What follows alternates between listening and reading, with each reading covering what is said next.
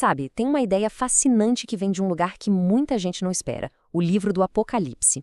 E se a resposta para o caos que a gente vê no mundo não estivesse aqui na Terra, mas sim numa visão do céu? É exatamente isso que a gente vai investigar hoje.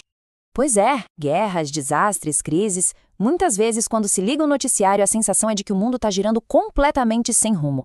E a pergunta que fica martelando na cabeça é: será que tem alguém no comando de tudo isso? Essa é a grande questão, né? A que a nossa análise de hoje tenta responder. Diante de tanto sofrimento, é mais do que natural se perguntar se tudo isso é só uma sequência de acidentes, de puro acaso, ou se existe algum plano maior que a gente simplesmente não consegue enxergar. E para ter uma noção do tamanho do problema, a nossa fonte nos lembra da Primeira Guerra Mundial. O resultado? 19 milhões de vidas perdidas.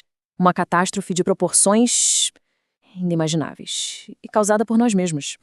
E como se isso já não fosse o bastante, poucas décadas depois, a história se repetiu de um jeito ainda mais brutal. A Segunda Guerra Mundial levou esse número para assustadores 83 milhões de mortos. É um número que reforça aquela ideia de um mundo em queda livre.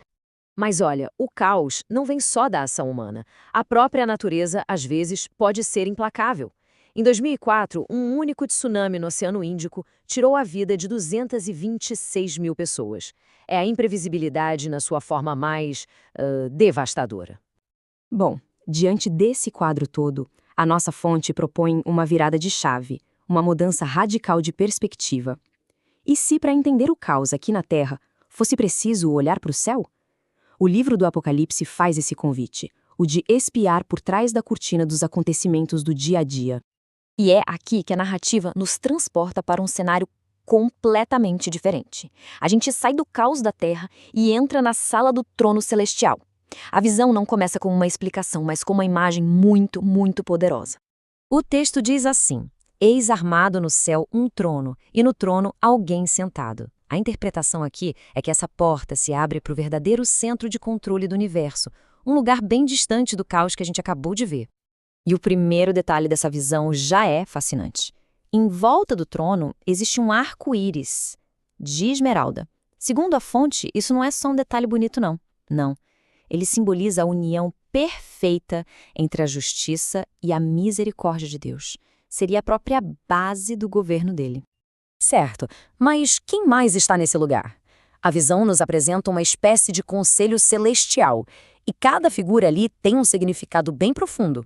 Ao redor do trono principal, existem outros 24 tronos, e neles estão sentados anciãos com roupas brancas e coroas de ouro.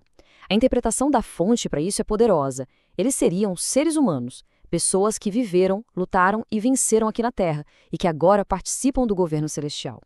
A visão também descreve 4 seres viventes, e aqui o simbolismo fica ainda mais profundo. A fonte mostra uma conexão dupla. Cada criatura representa uma das tribos líderes de Israel e, ao mesmo tempo, um aspecto de Cristo nos 4 evangelhos: o rei, o servo, o homem e a divindade. É muita coisa junta. Ok, a visão celestial é grandiosa, sem dúvida. Mas isso nos traz de volta para aquela pergunta inicial. Se o controle está lá, por que o caos está aqui? A análise agora vai buscar a origem desse sofrimento todo.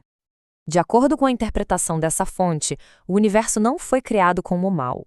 A origem do caos estaria numa rebelião no céu, que foi liderada por um anjo de luz, Lúcifer, que por orgulho tentou tomar o trono de Deus para si. Aqui a gente tem um contraste chocante. De um lado, o plano original, a humanidade governando um mundo perfeito. Do outro, a realidade que a fonte descreve, a humanidade meio que aprisionada depois de ter entregado seu domínio a esse usurpador, que agora espalha o caos. E isso nos leva ao clímax. Como é que a visão da sala do trono responde ao problema do caos na Terra? Bom, a resposta estaria na soberania suprema de Deus. No final do capítulo, todos aqueles seres celestiais se juntam num único cântico. Eles dizem: Tu és digno, Senhor, de receber a glória, a honra e o poder, porque todas as coisas tu criaste. Essa, segundo a fonte, é a frase-chave de toda a visão. E por que essa declaração de Criador é tão importante? A fonte a coloca como uma resposta direta a visões de mundo que sugerem que a vida é um acidente, sem propósito algum. A ideia é que, se não existe um Criador, então, no fim das contas, não existe um propósito. Então, no final das contas, o que fica de tudo isso? A mensagem que a fonte quer passar é, essencialmente, uma mensagem de esperança, de que o caos que a gente vê é temporário, que existe um controle divino nos bastidores, que a história está caminhando para uma restauração e que, mesmo no meio do sofrimento, existe uma presença que não nos abandona. E a gente termina não com uma resposta definitiva, mas com uma pergunta que fica no ar para a gente pensar. A análise nos deixa com essa reflexão. Se o universo não é um acidente, mas o resultado de uma criação com intenção, qual seria então o propósito de cada vida?